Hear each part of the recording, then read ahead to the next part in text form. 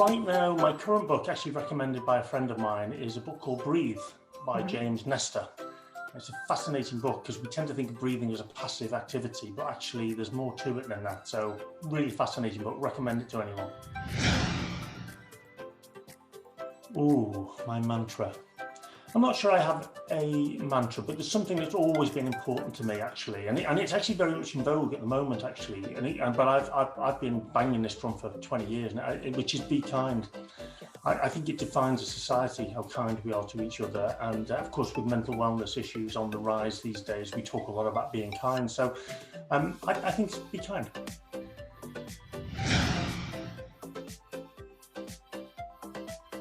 Well, it probably links to be kind, actually.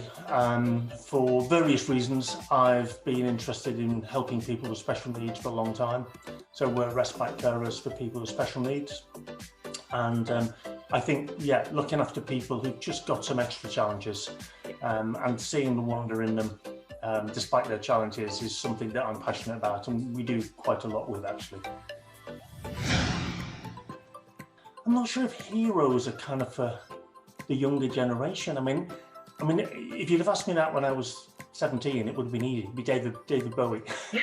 I thought he's brilliant, and I still do, actually.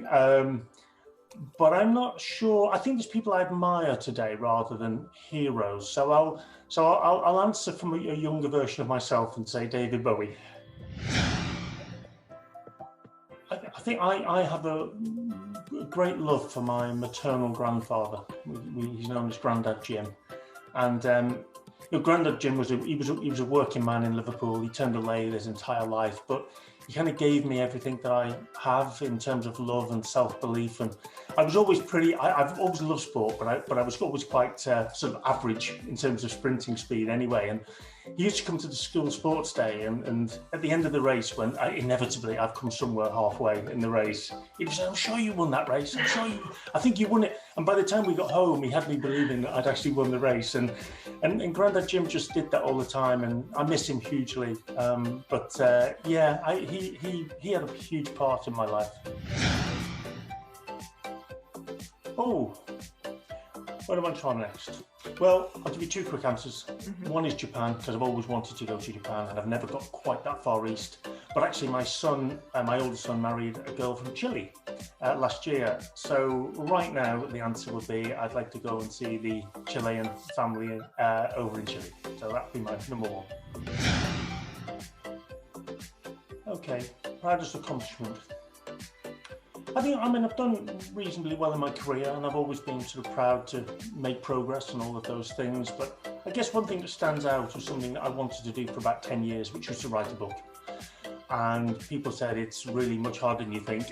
And indeed, it really is much harder than you think. It takes a long time anyway. But I wrote a book published in 2018, Leading with Impact. It's funny writing the book. It's a little piece of you. And, quite a number of the reviewers who've read it said, Keith, that I hear you speaking when I read the book. It's you, and that for me that's a great thing, great accolade. So yeah, I'm really proud of the book. Well, I'm pleased to say I've got a lot. I've been fortunate in life, I think. So there's lots of positives. I'll avoid the obvious because birth of children and marriage and all those things were obvious examples. There's a trip we took in life. It was my 40th birthday present for my wife, and I'd never heard of the Ice Hotel. It's in the Arctic Circle in Sweden, in a place called Kiruna. And we went to Kiruna for 3 days, and it was bliss. I mean, every moment of every day surpassed my expectations, and we just talk about those 3 days all the time. So yeah, I'd recommend it to anyone. Ice Hotel in Kiruna, fantastic.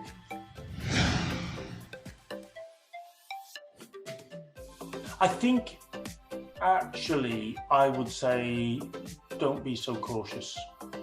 I mean, you said, funny enough, you asked the question earlier about fear, and I couldn't answer it really, but I think certainly the 20-year-old version of me feared taking a risk with my career and doing something quite bold. I think I played it quite safe.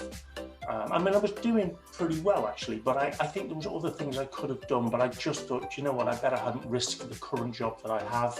And I think if I had my time again, I'd say, go for it. Well, because lockdown's had a big impact on us, hasn't it, Henry? Our profession's been massively impacted, and of course, we've had to do a lot of changing the way in which we operate. But I think what I choose with lockdown is, I'm trying to think what the song's called, but the line is, "You don't know what you've got till it's gone." Mm. And there's so much in life to be happy about, and it was only when we didn't have it. It was only when you couldn't see friends that you realised just how much you enjoyed having a friend round for a drink or a meal. So I hope the legacy for me is I'm going to really have a renewed enjoyment for those things which seem so basic and we take for granted, but gosh, I miss them.